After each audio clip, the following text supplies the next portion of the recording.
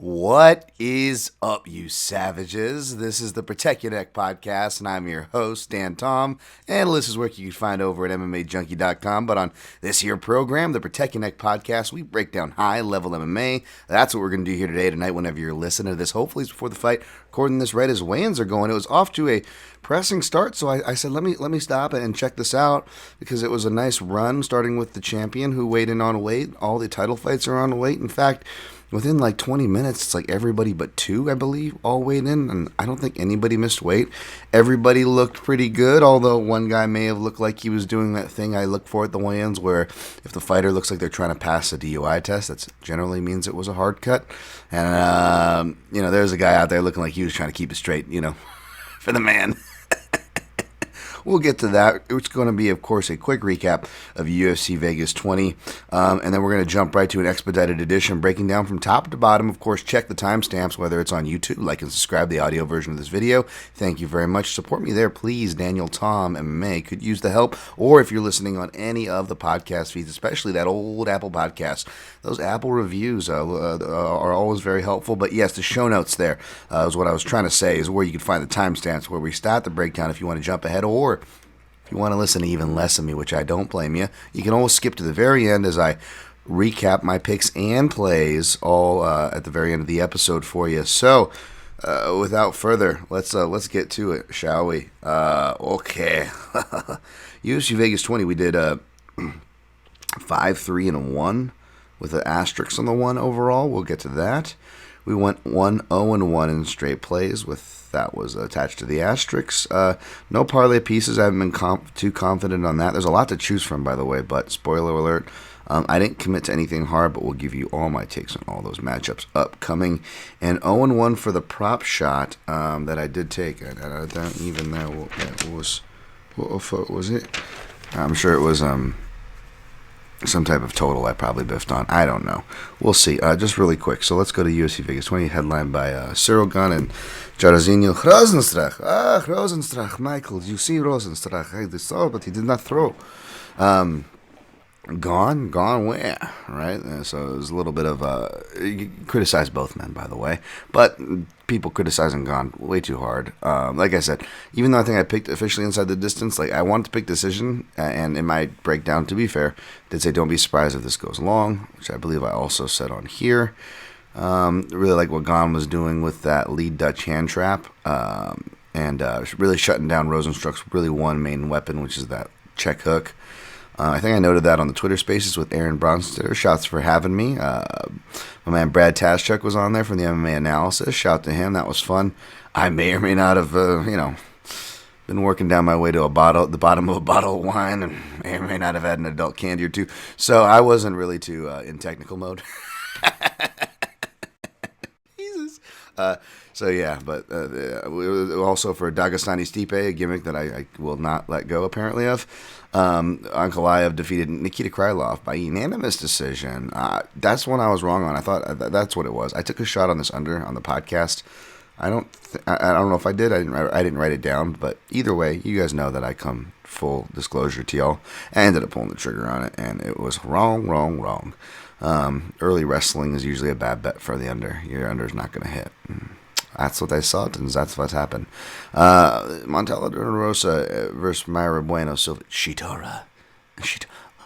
Eye of Thundera. Give me sight beyond sight. And I could not see that draw coming. No, I could, because that's what I guessed it was going to be after the point deduction. I'm actually not mad at the point deduction, and I bet Bueno Silva. It's just I wish refs were more consistent. Kind of like the endless, Herb Dean going late on stoppages and, stopping and explaining what John Jones, what an eye poke is, rather than take a point. And we had to watch that theater go on. John go, what? We want me to put my fingers up? Or what? Like this? Like he doesn't already know? But, so the ref technically warns the fighters in the back, folks. So they don't have to give any warnings from what we see. The warning was already given, for one. And for two, when it affects a position like it did, it should be. But you could argue that's hurt the ref not positioning De La Rosa back on top. Arguably hurt her more because she could have won the round, that way. Whereas Bueno Silva kind of like I was saying, she was going to have the more damaging moments. Her wrestling was going to be tested, and it's still her weakness. But if you look at what she was doing and like look at her past fights, there are improvements there, especially in the clinch. So I still don't feel like it was a bad bet on the Chucky Olive's protege there. I would have taken her at that price anytime, and we saw who won the fight. So, we didn't cash, but I mean, hopefully, can't count that one against me too much. Hopefully y'all made out okay. Pedro Munoz. I don't know why I always say Munoz, in like an annoying Bisping accent, but I've been doing it since 2015 before Bisping was calling fights. And so have it. We had like Bisping calling Pedro Munoz fights. Like I had this Pedro Munoz. Bisping saying, I know it's terrible Bisping, and God forbid, I'm not going to put that onto an English accent, but yeah, I just destroyed both. Apologies. Defeated a Jimmy Rivera, unanimous decision. Them calf kicks, man. Jimmy Rivera's landing hard shots. It was a good fight, obviously, outside of the calf kicks, but this was a rematch where, obviously, even I have to acknowledge them. So, yeah, grats if you took that Munoz dog money there. But Rivera came through. Alex Caceres also came through against Kevin Croom, unanimous decision. I thought we were going to get that submission, man. So close to cashing that prop. Maybe that was a prop I officially took. Either way, I don't know. I ate on those two props, though. Oh, that sucked. But my biggest underdog, which I didn't beat the line, I got it like plus 165, and it ended up going to over 2-1 dog, Thiago Moises. 30-27 on my cards. 129-28. Not sure what Hernandez, and much respect to Mark Montoya, Factory X, but not sure what they saw there. But if you listen to this podcast, that played out pretty well, did it not? Did it not, dude? So hopefully y'all cashed with me on that. That was definitely a saving grace.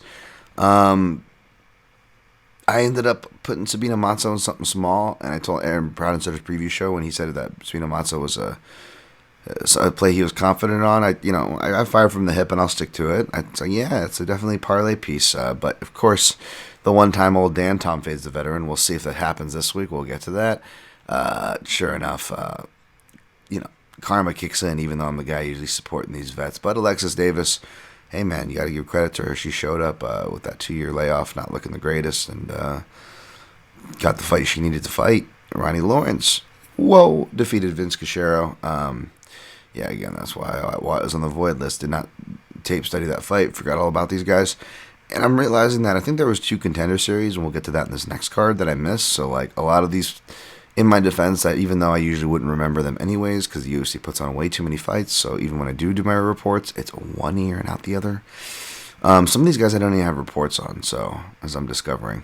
Dustin Jacoby I did, again, I called for the leg kicks and for how that dynamic of the fight to go.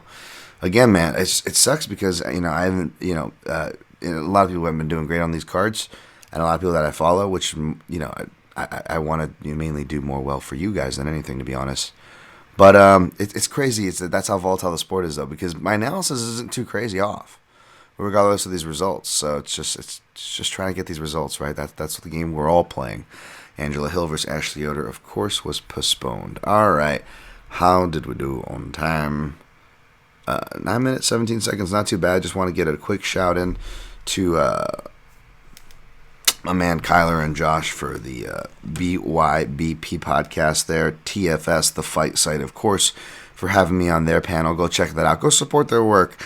They're one of the Patreons I support for good reason, and you guys should support them too, because it's really cool content, and they're not one of the bigger outlets and stuff, so they really run just off Patreon, so that's why I want to give them a shout.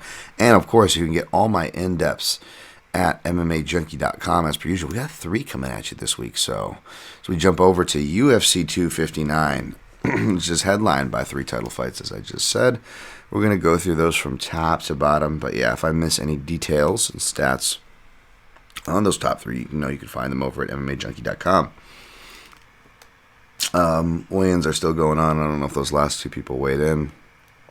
I don't like checking for the dead air, but I'll try to do that sometime before we get out of here, so you guys aren't too left out in the cold. All right, ahead of the card is, do we call it a super fight because it's 2 titles? I don't know, but Israel Adesanya minus 235 and Jan Blachowicz plus 195.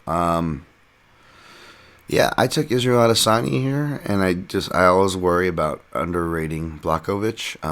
Even though I don't underrate him, I haven't always picked him, but I have cashed some nice dog odds because he's always been the dog.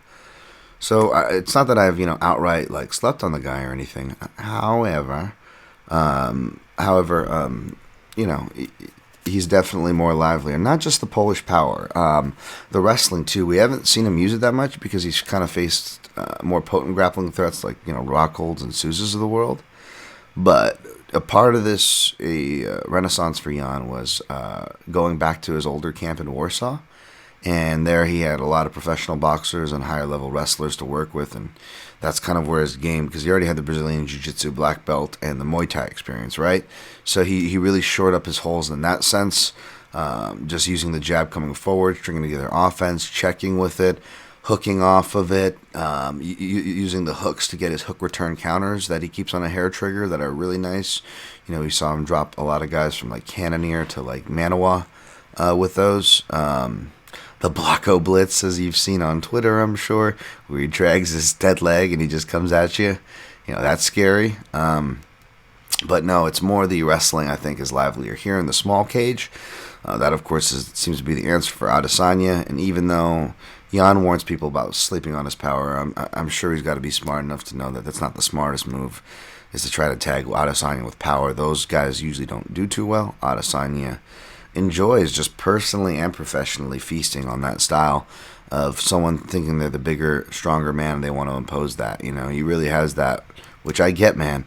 A lot of these fighters, surprisingly, oddly enough, he's got that bullying chip, where if you want, even if you're not bullying him, if you look the part, he's going to come at you, and fighters got to use motivation for whatever they can get, so you got to forgive him. And understand that. But yeah, I think those styles, generally do the worst. And if Jan plays at range, which I think they will because this is a high-stake match, I could see a range battle. The problem is whether guys are pressuring or at range, especially if you go back and look at Adesanya's kickboxing career, he is really good with this, not just his footwork, but like his recovery footwork, on how he recovers leg kicks, getting out of the way of leg kicks, or throwing his own, as he maybe is even stepping back and trying to get out of the way and take an angle off of it. Like, he's just constantly levering off the leg kicks is not the right usage of words here, but it's just he really is working off of them. He is gaining some type of leverage, not just the attack itself, which obviously does damage, as we saw in the Yoel Romero fight, right? So I think that's going to be something, as I wrote in my breakdown. Now, I'll probably tweet here in a bit, but I believe all but two, and it's like usually matchups where it was ended close or ended fast / the person didn't even attempt any leg kicks. Keep that in mind. But like everybody who's thrown leg kicks, all but two total of Jan's UFC opponents have landed either in the 90 or 100 percentile. And that's something that's not just stats. I only look for those stats as far as confirmation bias goes. I don't try to necessarily hang my case on it, as you know, but it was something I noticed in watching the fight footage. Sure enough, the stats coincided with that, and he doesn't really check kicks out well. I mean, Jan has the kicking offense, and I think his kicking offense from his left side is going to be particularly potent, as I talked about briefly on the Fight Site panel before I bounced out of there earlier this week. I had to leave early, that's what I mean by bounce out of there, by the way. But yeah, that note, but it's the defense is what's lacking. And that's going to be something to watch out for as far as Jan's defense. As I noted before, with Izzy's southpaw has been most vulnerable traditionally, both in MMA and kickboxing. That's where he got knocked out from a left hook, which is, it's a dangerous shot because you don't really see it coming. It's something I've theorized. Much smarter analysts than me, like Connor Rebush, have actually put that into words. Go check out his work, by the way. Plug for Connor. But yeah, that left hook can really kill from the southpaw stance. Jan picked up on this as well, because he did his own version.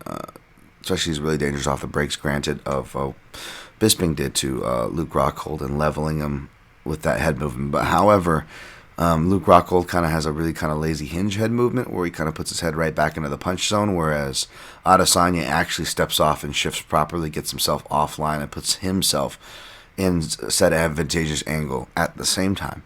So it's a different shift, and he showed to really adjust that from the Whitaker fight on. So I try not to harp on that too much. However, when you gotta have a guy though that is so deceptively left-handed strong, because Blachowicz himself has admitted he's a left-handed orthodox fighter. So yeah. That being said, I was gonna go by decision because Blachowicz is tougher than they suspect. High stakes, yada yada. However, I feel like if you're looking to play any kind of unders or that this fight doesn't go the distance, I like that because obviously the Blachowicz upset, whether it's by submission or knockout, will probably happen under 4.5 or before the bell, right? And I believe that Adesanya, even playing conservative, I think he might leg kick TKO Jan by the 4th. His leg's going to be so trash that he's going to produce a stoppage that way. Or force Jan, he's going to feel it hurt, and before it gets to that point where it's going to get trashed, Jan's going to panic knowing that it's coming, and then he's going to blitz like he did with Thiago Santos, his only punch now still is the check hooks, the swinging wild hooks, and counter fashions. That's his takedown defense, right? And Adesanya has a much more pinpoint version of check hooks from both stances, as we saw him light up Bobby Nux and others. But yeah, so I'm going to go with Adesanya for a stoppage, as I said on my breakdown there. Amanda Nunes minus 1,000, Megan Anderson plus 650. Yeah, this fight's a lot closer than the odds. Obviously, that's a kind of an obvious statement. You hate to see why it's this odd, but in the female divisions, they love doing this. But if anyone you're going to do it for, I guess it's for the GOAT Amanda Nunes. She's the deserved favorite. I'm picking her to win.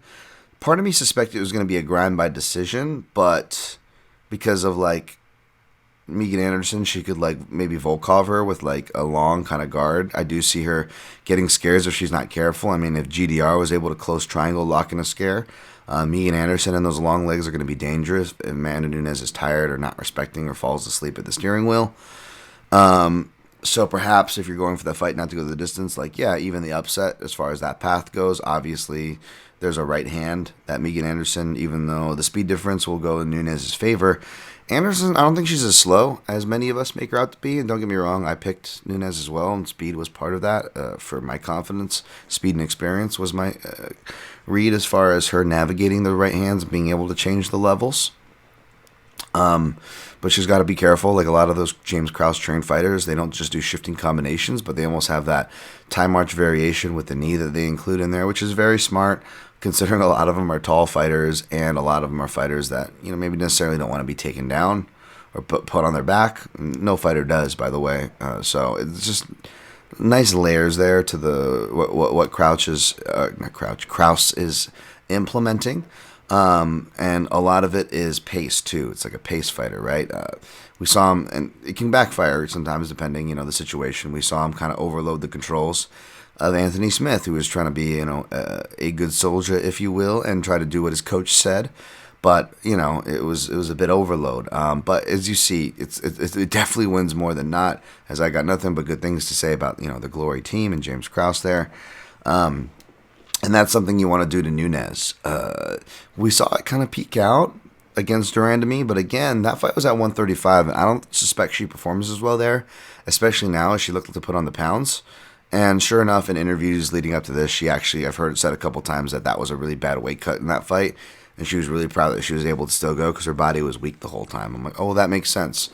Not that saying that, Jermaine Durandamy's right hand would appear to slightly stun her anyways, which is something to watch out for here with Megan Anderson. But still, I do believe that, yes, Nunes should be a lot healthier, and she looked good on the scales. First on the scales this morning. And Anderson looked good on the scales too, boy, let me tell you.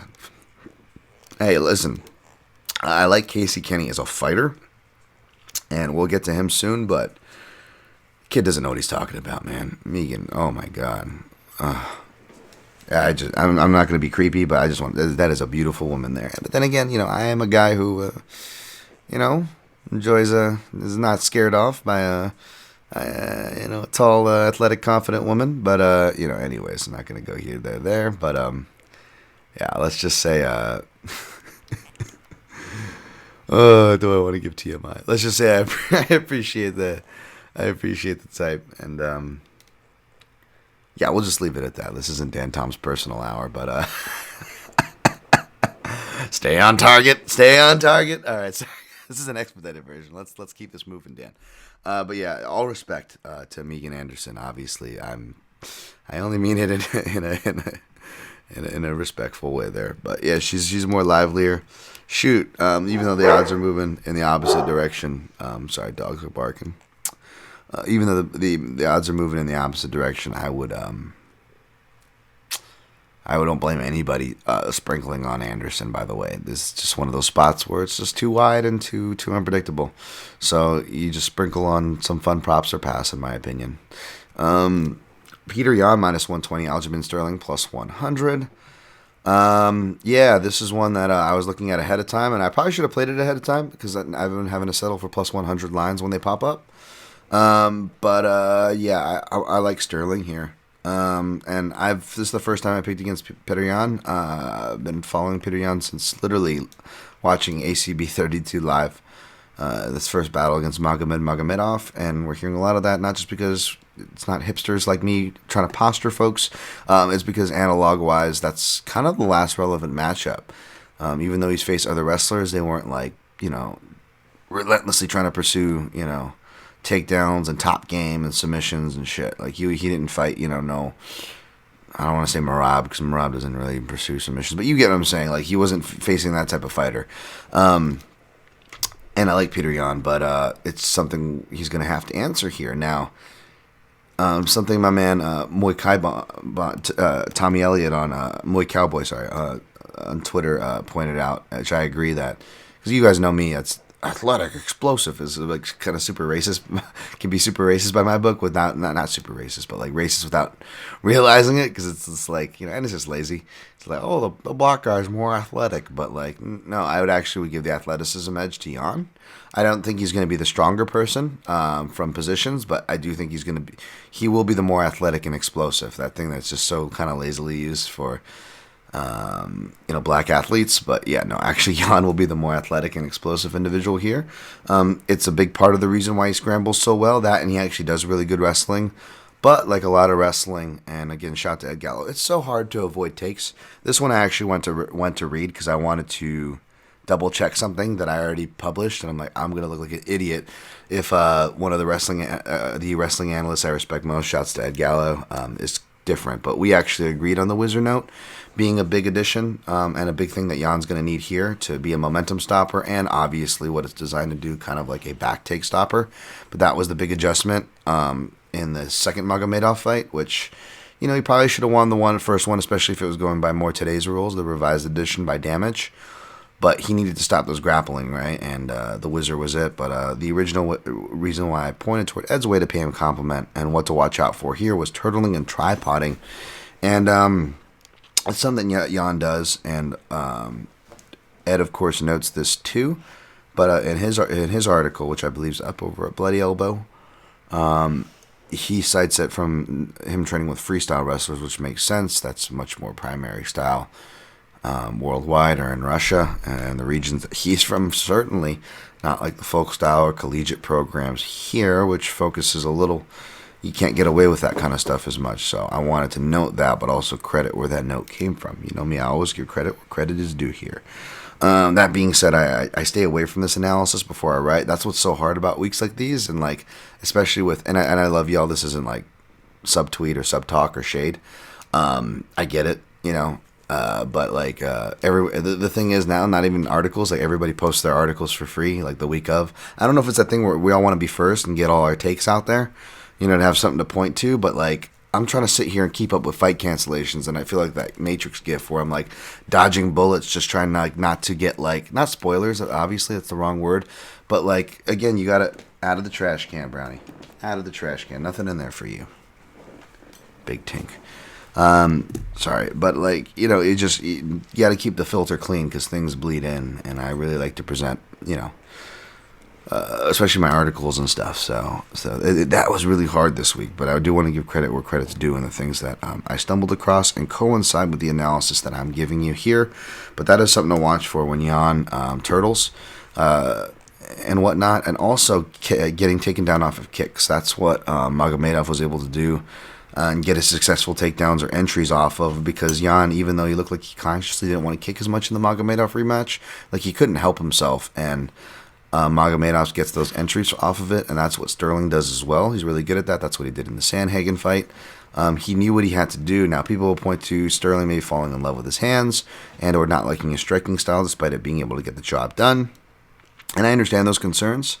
Even other people I respect could point to like the Pedro Munoz fight or like some of these bad entries. But something I want to bring up that I brought up on the Fight Site podcast, and I'll bring up again here, and I even brought it up before the Corey Sandhagen fight, and boy, was that apropos, was that Aljamain Sterling had nagging wrist issues throughout a middle chunk of his career, which coincidentally coincides when he was not wrestling and or not looking good when he chose to wrestle. So fighters do say a lot of things. You got to be careful of taking them at their word. However, when it does match up with what you see on tape to what the statistics say, well, maybe there's something there.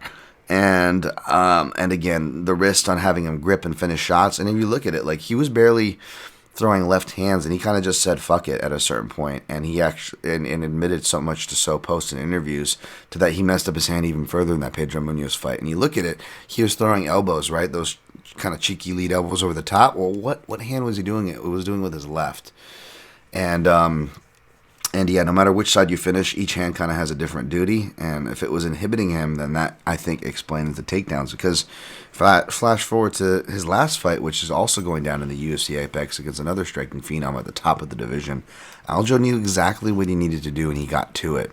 And it was really world-class, that back take. Like I told you guys, don't discount Corey Sandhagen off that. That was some world-class stuff. I know that's overused, but the way Aljamain works the back, like, I can see why he's so confident and why he thinks he only needs one back take. I agree, but I think he's going to have to get that in the first 2 rounds. Otherwise, Peter Yan is, if he didn't already make him pay for an entry at that point, whether he's catching him on the way in or on the way out of clinch exchanges, which is something to watch for to the body and head. Yan digs to the body, and we've seen Aljo hurt there. So expect Jan to do plenty of body work in this fight. And he will probably pull away with that body work and even incorporate some leg work as well as the fight goes on, despite the takedown threat at hand. So Jan will either get a decision or a nutritional kind of like stoppage if Aljo doesn't get the sub within the first 2 rounds, in my opinion. So I don't know how that lines up with your guys' plays. If you bet maybe the fight didn't go the distance, my analysis isn't too hurtful to your hopes there, because that's kind of how I see it going either way. But I'm going to go with Aljamain Sterling. I played him for 1 unit at plus 100.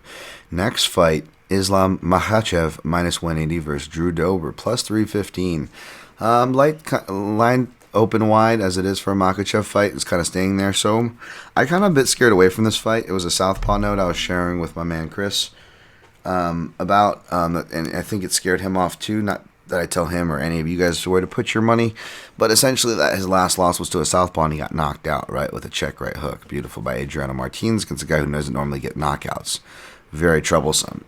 He gets his revenge on an American top team Brazilian southpaw a couple years later, and a couple years ago at this point, against Gleison Tebow. Granted, Gleison Tebow was ancient and coming off like USADA, off the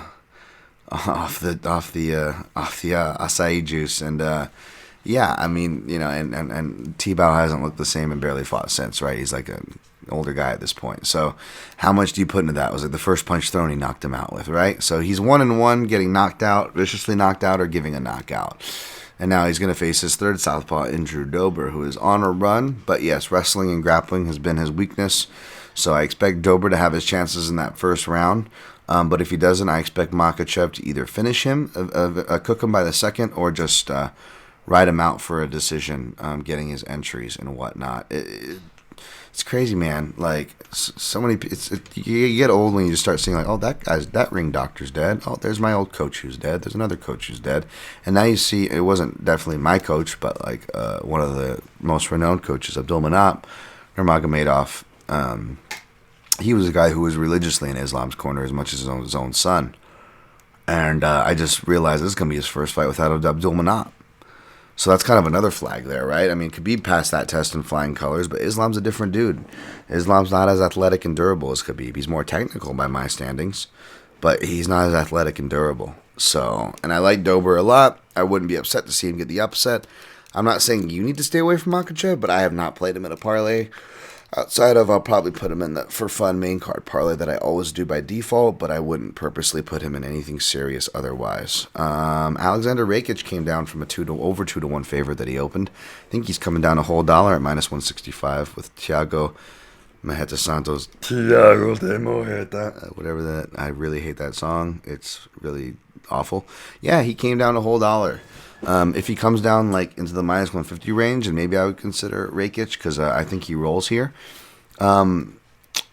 His kick, not a lot of people kick at him, and that's the thing you really want to see. And he's kind of hit or miss there. He's not completely lackadaisical, but he really seems prioritized with his power. And who can blame him? Because when he went leg kick for leg kick with Anthony Smith, who is very used to Muay Thai. And leg kicks coming at him, and boy, did he just knock him off of his feet. Again, this guy's like a heavyweight fighting at light heavyweight. I mean, they all are, technically, but he really is, whereas Thiago Santos is a guy who can make middleweight, coming up to light heavyweight, and Thiago Santos, I didn't realize, is like 37 or 38, so he's much older, multiple knee surgeries, is he even the same guy at this point? Big questions there. And even if he was... Dan Tom, I'm never big on these like knockout threat guys who they have to win by that certain way. We've seen him, sub by like the Eric Spiceleys of the world. I like Eric Spicely. That's not a knock, but it's just like he can have these faults or mental faults, and suspect there. And this Rakic guy looks like he really likes to go for takedowns. He's high volume. I know he got dropped or briefly rocked by Devin Clark, but Devin Clark, for what you want to say about him, A, has power, and B, if you look at one of those things, it was a shot that should rock him, because I remember it was a lunging left that Devin doesn't usually throw, because the left is typically his weak side. So Rakic is actually moving away at a 45. He's not even backing straight up. He's moving at a 45, away from the power, and has his hand up. Like, you really couldn't ask for Rakic to do much more. But a lot of the times when you have your hand and guard up, sometimes that punch with these small gloves still sneak through. And when you say the punch you don't see coming hurts you, that is true. But I would argue what is also right up there is the punch that you do see coming, but you think you're blocking. Those ones really hurt too. And he thought he would block because he was doing pretty much everything right. And he just got hit with a perfect shot. And then he got hit with a bunch of knees that should have put anybody out, Devin Clark or not. And so people that point to that Devin Clark thing, they don't. Not that I'm saying I'm a know-it-all or anything like that. I know exactly what happened, but most people don't even bring up that facet, much less what happened after that should have shown that this guy has a chin. Does that mean he can't be knocked out? Does that mean Thiago Santos can't knock him out? No, of course not. If he runs into one of those stupid hooks that Glover did at the third round. By the way, Glover Teixeira is going to be the real champ. That's my prediction. If Glover steps in, by the way, I'm betting the house on Glover, and so should you. He's going to get rocked, get a takedown, and win. Shouts to the MMA analysis there. I know that was some of their biggest cashes as well as mine last year. Good old Glover. So that brings up good memories. And nothing against Thiago Santos, man. I like Thiago Santos, but it's just that is, been the traditional weakness there. So I like Rakic in the spot, and this line keeps going. I don't mind anybody getting creative and playing Rakic. I don't know if I would get inside the distance, although maybe like around 3, like attritional stoppage or a decision. Thiago Santos is just checked out after his, first couple tries don't work. That's kind of how I see this going. So we'll see. I'll take Rakic, and I don't know. That line is definitely playable, especially if he keeps coming down. The options will open up. Casey Kenny minus 125. Dominic Cruz plus 105. This isn't where the line opened. It opened at like a near pick'em. I think Dominic Cruz slightly favored, and money came in on Casey. I'm kind of surprised at both the opening and that it hasn't gone further. And I know I was talking to my man Zane Simon there and agreeing with him on a bunch of lines. I think this was the one that he mentioned maybe that I didn't disagree with. And I'm a big Dominic Cruz fan, folks. And I really want to, and it sucks because he's going to get, this Keith Peterson thing, like, he's getting reminded for this beef. And it sucks because I don't, I think obviously Cejudo is the deserved favorite and was, going to probably win the fight in a number of ways anyways. So in no way am I, butthurt or crying about that. Dan Tom, I'm a big fan of turtle and tripoding, and no one understands that position. And I hate when refs choose when that's the point to stop it. It always looks bad. Whether it's a stoppage that should be taking place, like Sousa Whitaker, but it's like, oh, you didn't choose to stop it when the guy is like searching for his senses being dropped, but you stop it when he's turtled and trying to get back to his feet. Like, yeah, of course people are going to get upset for a stoppage that shouldn't have had no controversy. In fact, should have been stopped earlier, if anything. But when referees choose to stop it when fighters are turtling, even when they're right to do so, it just creates problems. Is my point, A. And B, coinciding with that point, shows that, surprise, surprise, these officials do not understand the fucking sport they're watching a lot of the times, or these positions and what they mean. And they go, oh, well, intelligent defense. He's not defending himself. Like, okay, first of all, even if he's putting his hands up to defend himself as opposed to turtle and get himself in a better position and back into the fight, technically, by your definition, just putting your hands up is an intelligent defense, which I agree with, by the way.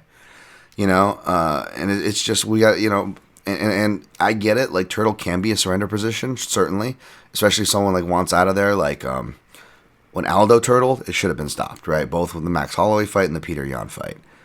That should have been stopped. That was a sign of surrender. But in general, it's not an automatic sign of surrender. Just like the reason why I'm a big fan of standing stoppages and more of them. Because we shouldn't need and be programmed for a fighter to drop dead or close to dropping dead for that. Oh, I think they're done now. Like, no, let's be a little more intelligent about this, refs. I know it's a thankless job, but I mean, fuck it, eh? Anyways, I just hate that shit. So I agree with Dominic Cruz on that point, and he's even saying, he's like, I had to be accountable for that loss. He's like, the point is I shouldn't have put myself there at the end of the day.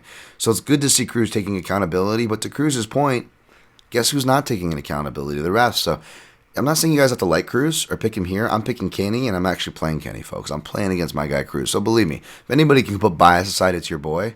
All I'm asking is, even if you don't like Cruz or don't, just understand that he is asking for the same thing we all ask for. Fucking officials to know their shit and be accountable for it. That's it. And they weren't. He had a backstage issue plus the stoppage issue as well. It's like, I don't have any issue, and I think he handled it pretty classy in the interview this week, and I know he's getting crucified for it, like, but I don't have any issue with that. Like, the fighters have no fucking rights. Okay, you guys should be on his side for that, because aren't we the same people saying, oh, fighters should have more rights and these commissions should be accountable? That's all fucking Cruz is saying.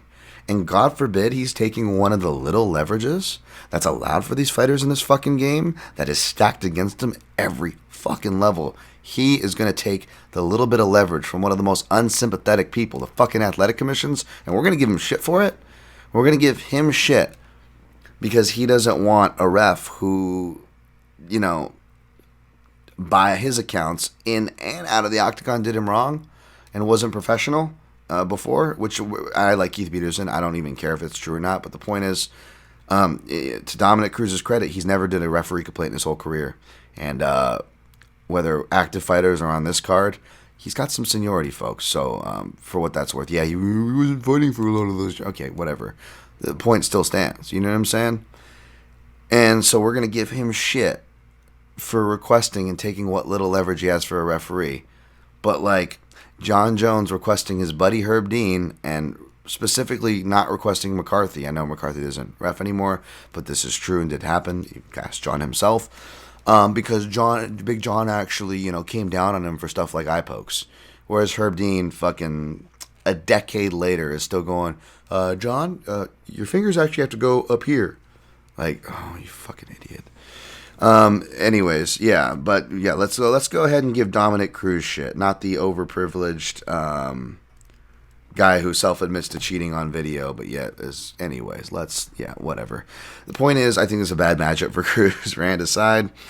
And don't even get me started on as my, I'm going to try to spare you guys the whole, which Bisping, I love Bisping, but he triggered me again last week with the fucking, oh, well, she didn't get a submission, so should any of that grappling have counted? Yeah, you're right. It's only submissions. Fucking Christ. Anyways, I'm sorry. I am that old man getting mad at shit. But yeah, the leg kicks, the counters, the hooks, fighting from both stance. I know Cruz is a bigger bantamweight and Kenny can't be taken down, but Cruz's style, it doesn't age well for the way the rules have both transferred on paper and rightfully transferred. I'm not arguing it, folks. We should be prioritizing damage, but like the rant and tangent that I've went on before and just teased prior, Cruz's style is not going to garner a lot of points because there's not a lot of damage in it, and he doesn't even use a lot of positional control or passing, which are things that I will defend, but I'm not sure I can defend Cruz's typical scoring takedowns, riding. And it's great. It's disruptive. It gets the guy tired. It helps asserts a dominance. It does so much more for the fight to ensure that Cruz is winning. But with what Kenny's going to be throwing and offering, even from those positions, by the way, the guy is a judo and jiu-jitsu black belt as well as a Greco-Roman, a lot of Greco-Roman and amateur wrestling experience for Kenny as well. So, yeah, man. And he's shown to be a little more diligent on the takedowns. And granted, the last fight that he got taken down was 4 fights ago, and that was Merab Dvalishvili. That's his whole freaking game. So I don't think Cruz can do that or will do that unless Cruz hits him with his own check hooks, which are really good, and rocks Kenny with his power. That's the only way. I don't even see Cruz really decisioning Kenny because Kenny's volume is too high. He doesn't get tired. He's always attacking, and his sweeping kicks up high to the body and to the legs are just going to be a fucking nightmare for Cruz. So I actually lay the chalk at minus 125, folks, for 1.25. I hate it. If I lose that, which is probably the biggest bet I'm making on this card because it's chalk. At least what it means one of my favorite fighters, Dominic Cruz, who is one of the most underrated fighters, will have won. But I'm picking and playing Kenny. All right, next fight, Song Yadong minus 160, Kyler Phillips plus 140. I thought this line was strangely tight, but I actually get it. I'm still going to pick Yadong, but Kyler Phillips is kind of like just a tireless worker who's always attacking. Not as much wrestling like a Kenny, and more of a submission guy. Kicks, but kicks on the outside, all the way in, all the way out. A lot of submissions and scrambles, and he keeps going. So if Yadong, doesn't get him Kyler Phillips out of there by the third round, you're going to be sweating again with Yadong, probably losing it, and then you're going to question, who did more damage in the second round? And rewatching the fight, it wasn't a robbery or anything. By the way, I think I had Yadong live. It's just again the commentary, right? Like, he was doing more of the damaging shots, but Chito Vera does land a good body shot at the end. But you have Bisping interjecting, going, he's hurt. And it's really dangerous because, there's no... And I tweeted that, too, live, and people seem to sentiment it because this was early on in the pandemic, and it's like, you could be influencing the judges. And, of course, Chito Vera works with Jason Perillo, who is Bisping's best friend and coach or whatever. And I love Jason Perillo, too, by the way. And I love all those guys. I love the Rufka gym. I love Rufka. You see me wearing it all the time. But there's a clear bias there, and again, it's like if fucking measly old Dan Tom here, who, not as popular or anything like that, and without a platform, I'm still citing and giving credit where credit's due and admitting my biases. It's just really annoying if the people at the top aren't doing that because, and again, it's not coming at the commentators. It's a very hard job. They have a very hard job to do. Like, John Anik's so goddamn talented. So much respect for all these guys, right? But it's just when Bisping has his bias, whether it's a striker bias or his fighter bias shines through, it's not professional or correct, and B, the more annoying part is that it influences so many people that, me or like the Brad Tascheks or the other people in the world who have their fucking head on straight with like actually seeing and breaking these fights down are having to now machete our way through bad takes and having to recorrect so many bad takes on our way and defend our own correct takes just because of what was called live. So people got swayed by that, even though Yadong actually recovered and landed more hard shots to finish out the round than Vera did. But you wouldn't have known that because Yadong was hurt. Yadong was hurt. And it's like, oh, Jesus Christ. But anyways, and if that fight would have went to Vera, I wouldn't have been upset. It's just more it's more out of principle, right? I'm not crying about the result here, folks. Kyler Phillips has never been stopped, though. He's only lost once, and it's by decision to Victor Henry, and it was a split. And Victor Henry is obviously, he's a pretty notable name as far as regionals go. It's Josh Barnett's dude, I believe. And yeah, so I think it's gonna be a sweater. So I'm gonna pick Yadong, but I actually avoided this one. What the heck? Oh, okay, no. Yeah, I actually avoided this one. All right, next fight. Askarov minus 130. Joseph Benavidez plus 110. Askarov was one of the later guys to weigh in. I wonder if he was having a troublesome cut. I'm going to look at some things now. But you guys know I haven't been high on Askarov. He's like really only won 2 fights. And then you can even, that Tim Elliott fight, and even there was moments there where it was like, you know what I'm saying? Like, what do you, anyways, like, I've been high on him. And then even, and his main game is wrestling, and even other wrestling analysts gotten back to me and like, yeah, Dan, I don't get what's up with this guy too. Askarov 127 misses weight. Look at that. I like my Joe B pick, even though more money's coming on Askarov though he missed weight. I get it. It's his style as a wrestler, but who's hold Joseph Benavidez down? Like, if you're gonna fade Joseph Benavidez here because, you know, he sounds checked out. First of all, the guy always is like into weird stuff. It's just why I love him. He hates talking about fighting, so he always kind of has had these interviews for one. That being said, he is older. He is on his way out. You can't deny those things. Maybe he comes out and just doesn't perform like anything, right? It would be unprofessional, and that is one thing Joseph Benavidez is not, so I don't think that happens. So if Jonah Benavidez fights, he's not going to get controlled. The only person he's been controlled by was Davison Figueiredo, who is my number one athletic cheater, of course, and the god of war, the champ, an athletic outlier, and he only controlled him after like rocking his shit for 2 fights in a row. You know what I'm saying? Like that was before that was. Then he strangled him. And he's a Brazilian Jiu-Jitsu black belt under the Marajo brothers. Okay, so, I mean, Askarov is not those things. He's not even that athletic. He's kind of funky and annoying.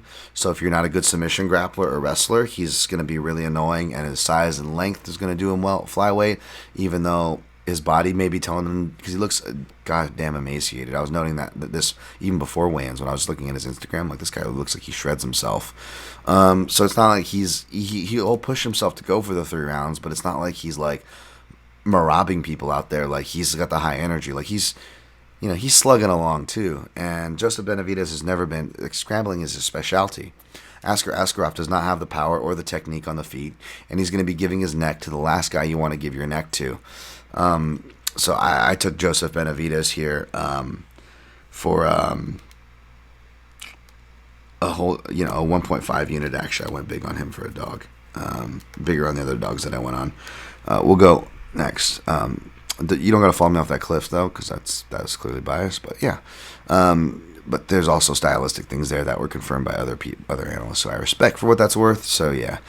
Not the most confident fade Askarov time. I was hoping they were going to give him Perez, and Perez was going to do the job, but Benavidez can do it.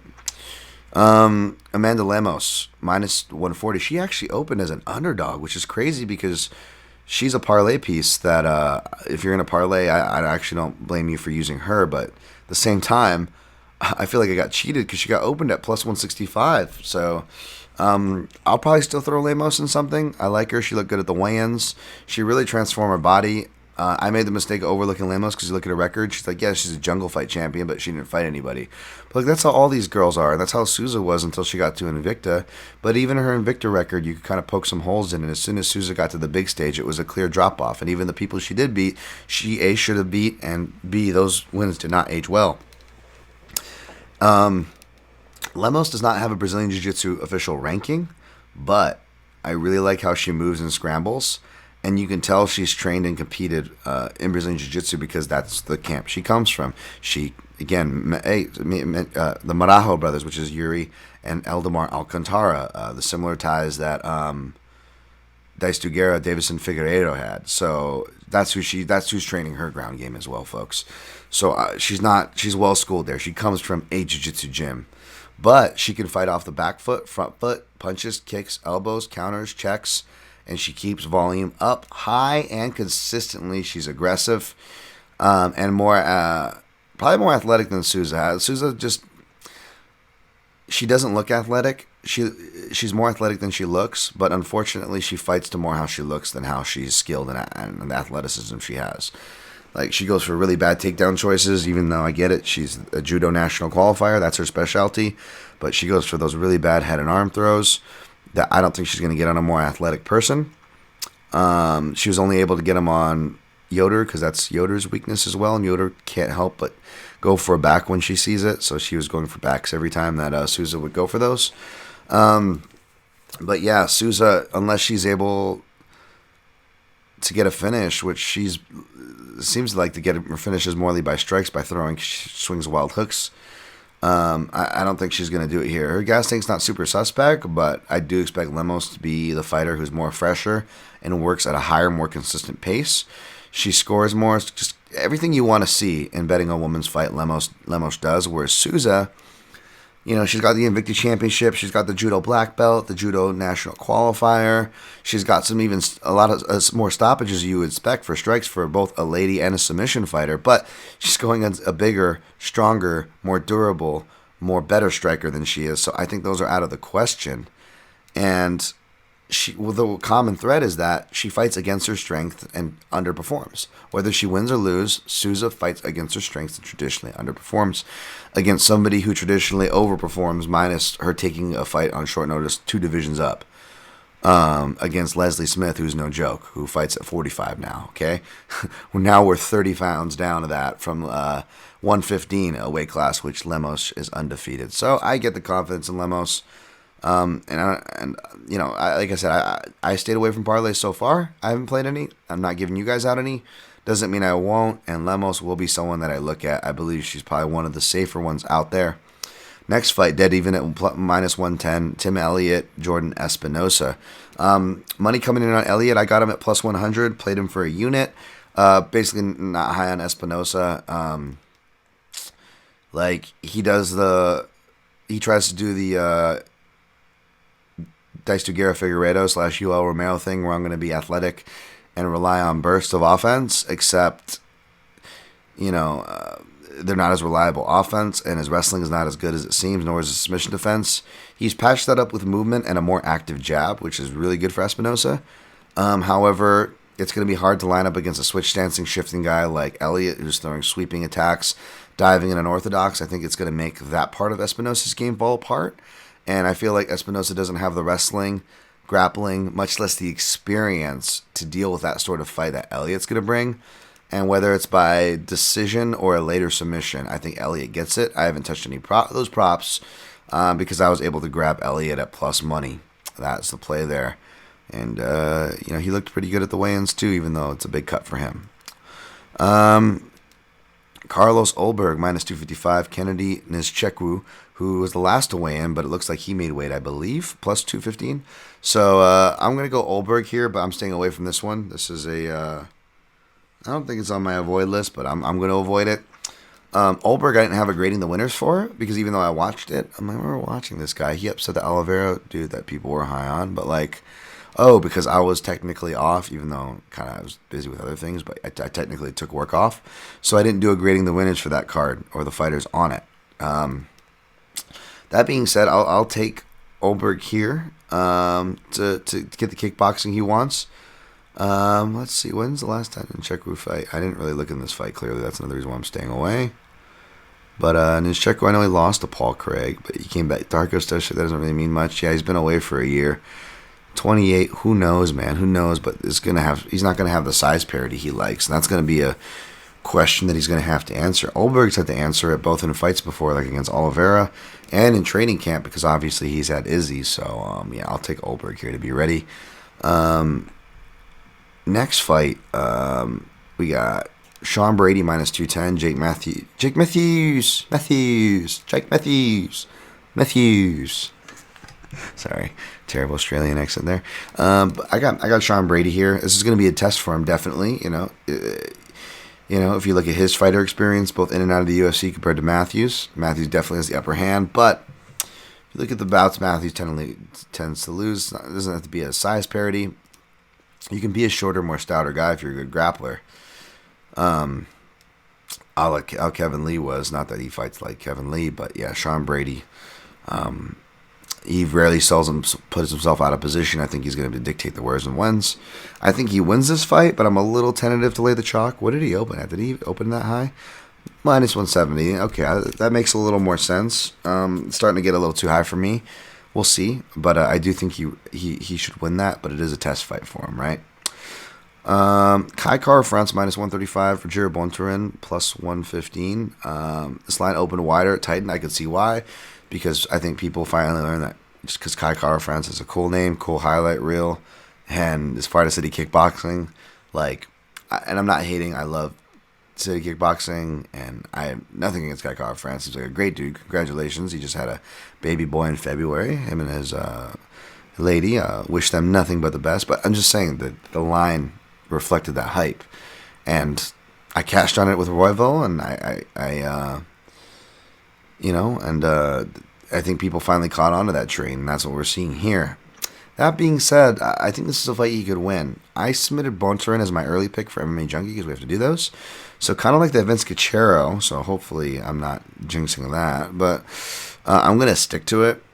Bontorin, I like Bontorin. I've actually picked him every time, UFC wise, and even so minus. Well, I think I even picked him against Borg, but as we saw when fights go long, it's kind of sketchy, and we didn't know the shape he was going to get in.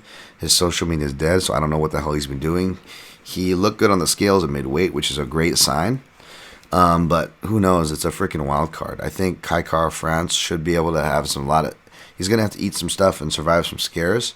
But I think he should be favored, as he'll probably win. But I'm going to stick with Bontorin. I don't blame any. It's a dog or pass, but it's on my avoid. I'm going to stick with Bontorin, but this is on my avoid.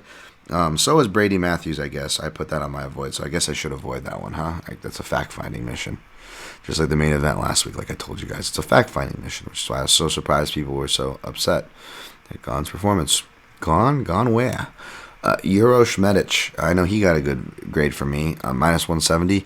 Alon Cruz plus 150. But this is tough because Medic, I think he was a big underdog because he came from that Alaska Fighting Championships, which usually is not great and doesn't have the most depth, and you can't tell how good a guy is. But he looked good from that southpaw stance, right? I believe it was a southpaw stance. Sorry, I've had a lot to research. But yeah, we don't know the depth of his game, whereas Alon Cruz, he's shown skills everywhere, but he's also shown that he can be dealt with everywhere too. He was just a really big 145er, I think was what it was, right? Now he's up at 155 where this fight is. Whereas Medic has fought at 170 before, but Medic is a natural 55 either. So it's weird. It looks like a welterweight's meeting a featherweight in the middle here. But this is honestly the weight class these guys both should be at. And Alon Cruz still might be the bigger guy. Secondly, though Medic is hard to get a beat on, I didn't catch. Maybe he went stateside or mainland United States to train. But I do know that Alon Cruz has been training since last year at Extreme Couture nonstop. So of course, that's going to account for something. So I'm actually going to pick Cruz here for the dog price for two guys we really don't know a lot about. But obviously, Cruz is coming off the loss, so his stock is lower. He has lost to a southpaw before. I believe Spike Carlisle is a southpaw, although that loss obviously came in the clinch and on the floor. So I don't know how much you want to count that, whereas Medic, training and fighting without even looking into it, I can already tell you, he's already had less experience with southpaws, right? So it's going to be a wild card if that is the matchup. Maybe I'm remembering Medic wrong and he comes out orthodox or change things up. I don't know. Again, another reason why this fight's on the avoid, folks. So I'm going to pick Cruz, but it's an avoid for me. Bautista is another chalk piece that, maybe, you put together Lamos and Bautista. I know some people were hitting me up with that. I like Bautista a lot, man. You remember him getting beat by Sandhagen, but you really look at this kid, and oh my God, he's got his own kind of Sandhagen-esque game. Different style, but shifting. But he's also got, that really good John Crouch training mentality where, he trains his guys to win fights. He trains his guys to get up off their back. And Trevin Jones, I believe he's a southpaw, but he caught Valiev speeding there. Trevin Jones is the guy who looked like I kind of alluded to earlier. He looked a bit DUI on the scales today. He looked a bit like that. So I was gonna go with Bautista anyways. He's gonna be the bigger guy, better striker. I don't think Bautista's gonna fall into that trap. And he seems to have a good chin. I don't know if he's Mexican or what, but he's definitely got that warrior spirit. So I'll go Bautista there. I'm sure you can probably get even or maybe even slight plus money if you do Bautista and Lamos, but not telling you to follow me off that cliff as I recap my picks and plays, which are only going to be straight plays. Starting from the top, I'm taking Adesanya over Blachowicz. I'm taking Nunes over Anderson. Bueller. Taking Sterling over Jan. Taking Makhachev over Dober. Taking Rakic over Thiago Temoeta. Taking Kenny. Doesn't know what the heck he's talking about with women, but I think he can win this fight. Over Cruz. Taking Yadong. Don't clip that. Get that drop. Jesus Christ. I got to be careful. I'm picking Yadong. How about that? That's better. Over Phillips. Looks like he's trying to do the second coming of T-City. Oh, by the way, I wrote Kyler Phillips wanted to hit the scale, and I thought it was Livia, not D'Souza, because D'Souza's kind of got that thuggish style, let's just say. But it was Phillips, and he takes off the shirt, and I'm like, I thought it was Souza, and I'm like, why is she topless? Why are they letting her get on the scale? Oh wait, it's Kyler Phillips.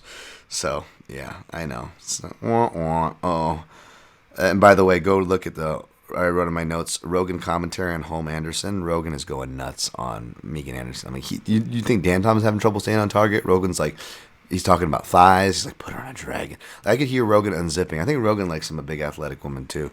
Anyway, side note there. Taking, what was I say? Oh yeah, that was taking Yadong over. No, picking Yadong over Phillips. Jesus, that's where I got sidetracked. Taking Benavidez over Askarov. Taking Lamos over Souza, taking Elliott over Espinosa, taking Oldberg over Nizchekwu, taking Brady over Matthews, taking Bontorin over France, that's an avoid, taking Cruz over Medic, also avoid, taking Bautista over Jones. I played Sterling at plus 100 for a unit. Benavidez at plus 100 for 1.5, just over. Elliott plus 100 for a unit. Kenny at minus 125 for minus 1.2 U. Maybe I'll put Lemos and Bautista together. I don't know. Avoid Cruz and Medic. Avoid Grady. I'm avoiding Brady and Matthews, and I'm also avoiding France and Bontorin. All right, thanks guys for supporting the show. I know it was a weird week not hearing me on the betting show, that pre-thing. It's just going to be here at Line Movement, so make sure, or not here at Line Movement, Jesus Christ. No longer at Line Movement, just here at the Protect Your Neck podcast. So make sure to support the podcast, mixedmartialanalyst.com. I'll do the Amazon click-throughs later, but you can click through the banners there for On It or Amazon at no extra charge, and a small percentage of your sale will be kicked back to the podcast. If not, there is a PayPal donation link at mixedmartialanalyst.com. Those are this podcast if you would like to support directly. Otherwise, just please share, like, support, follow on all platforms. It really helps. I won't spam your feed at the PYN podcast on all social platforms. And to make it easy, at Dan Tom MMA for me on Twitter, where I am most active, where you can find me and the links to everything. Good luck on your picks and plays. Don't forget to score grappling, and always protect your neck.